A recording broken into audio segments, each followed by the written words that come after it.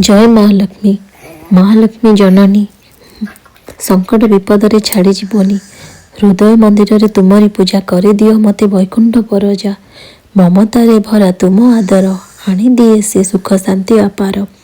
तुम्हें ममता पाई सभी ऋणी। माँ महालक्ष्मी महालक्ष्मी जननी संकट विपद रे छाड़ी जीवनी। जय माँ महालक्ष्मी। आज आमर गुरुवार पूजा होउथिला कारण आज लास्ट गुरुवार थिला शेष गुरुवार। आज पूर्णिमा भी अच्छी पंड पुनेई 4:22 पर पंड पुनेई होउची। सेथिपाई आमे सकाळ 11:30 सुधा माँकर प्रथम धूप द्वितीय धूप कर देइथिलु। सुंदर सुंदर झोटी भी मुझे पकईदेली। जितेबाला गुरुवार ओषा थाए ना मत राति निद ही हुए ना केमी राति उठी पूजा करी। पुणी गोटे वर्ष पर माँ को मुझे पूजा करुँच कारण गत वर्ष जो गला से वर्ष आमर जेजंकर मैंने वर्षिकिया जाए ना बोलिक आम पूजा कर पार्लु कि वर्ष मत बहुत खुशी लगे माँ को पूजा करी। आमर ओडियार परंपरा सब नियम अनुसार मु पूजा करी।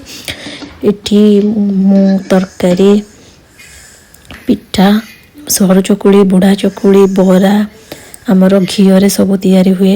आम माने आम घरे जोटा मु तैयारी करी मो शाशु घरे जोटा नियम अच्छी पूजा करने से आम शाग भजा भाजु सबू जिन घीरे ही होता है। घीरे तैयारी करता मु चकुड़ी पिठा सर चकुड़ी बुढ़ा चकुड़ी बिरी पिठारे होता है बरा सिक्का बरा खीरी खिचुड़ी आउ आमर साधा तरकारी सब घीरे ही होता है बिना पियाज रसुण रे। तापर मो माँ को भोग लगेली।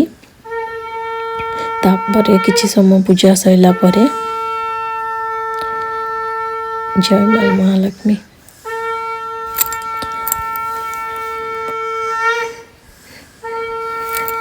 एठी मो पूजा करूची शंख भी फुंकुची। पूजा सरिला परे तापरे आम गंगला बाल धूप लगेदेलु। भोग लगे सारा पर फास्ट तो आमर पणा माने आमर और दिया जाए सकाळ उठिकी आमर छेना नड़िया कदली भोग दि जाए पंचामृत।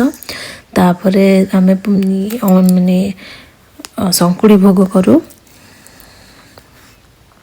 तापर मु बही पढ़िली कारण मु जेहेतु एका बो अच्छे माने बो तो आमर बुढ़ी हो गले से करें माने बही भी पढ़ी पारे से मुझेतु एका अच्छी से मु आगे फास्ट भोग करदेली 11:30 सुधा भोग करार अच्छी माने 12टा पूर्वर आपन को बाल धूप दबार अच्छी से 12टा पूर्वर संकुड़ी भोग दे साइली। तापर ए बही पढ़ी मो पुओ मो पाखे बसिकी सेमती शुणु थाए ताको बहुत बढ़िया लगु थाए बही माने पुराण शुणवाई माँकर पुराण बही पढ़ी सारा पर सेठू सांग होइकी बापा बो मु पुओ आमे सांग होइकी मिसिकी खाइलु।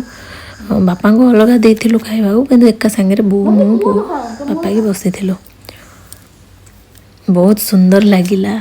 आमर सब वर्ष गुरुवार ओषार आम एमती बापा बो मु पुओ सब बसिकी खाऊ। पुओ तो ये 5 वर्ष हम आसम पाखु कि बापा बो मु सब सांग होइकी खाऊ। आज जेहेतु गुरुवार बो बापा माने अलग खाइले बो कि आम सांग होइकी खाइलु। तापर आमर पूजा संपूर्ण तो हो सारी थिला खाई सारिलु। श्रेयांश मु पुओ समस्ते खुशी खाई खाई माँ को भोग को बहुत बढ़िया लगिला। माँ मु ठाकुर को डाकुची सब वर्ष एमती मो पाखु आसु था। जय माँ लक्ष्मी।